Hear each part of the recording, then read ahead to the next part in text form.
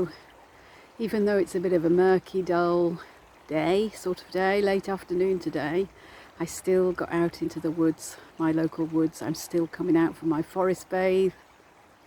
I love being in the woods. I feel expansive, free, energized. I feel grounded, centered.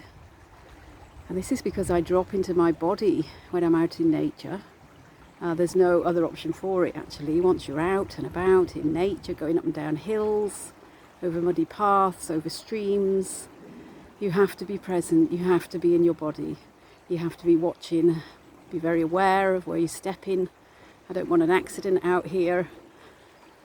And it's a great opportunity to get out of my mind and into my body, to access my creativity, to access my body wisdom, to access that beautiful, expansive sense and that body wisdom that affords me the opportunity to get grounded, to come home to myself and to find the answers within.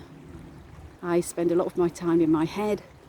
I've had anxiety, depression over many, many years, and I found my way, my therapy is to be embodied, to get out of the head and into the body, quite literally. And I do this through the breath. The breath is the bridge between the body and mind. And by learning how to breathe deeply into the belly, which of course when you're in a forest bathe, when you're walking through the woods, you have to be breathing deeply, up and down hills, over woods, over little streams, then it's essential to be breathing deeply to access that gorgeous oxygen, oxygenating the whole body and making that connection between the mind and the body. So this is my therapy out in nature. I also feel this way when I treat clients. I'm a body worker. I offer a range of massage therapies, and I'm a trauma resolution therapist.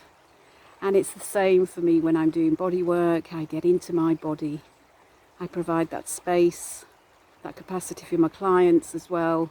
And I encourage them to get into their bodies as well as a way of healing the mind, healing the soul, healing the spirit, coming home to themselves when there's anxiety, depression, worry, overwhelm, when there's aching bodies, sore muscles, tightness, tension, headaches going on, when there's a sense of loss and concern in the world as there is right now, when there's confusion about what is all of this about and what is my place in the world, and when there's a sense even of low energy, no energy, waking up bone tired, feeling really despondent, lacking in energy, lacking in lust for life, then my recommendation is always get into the body, come home to yourself.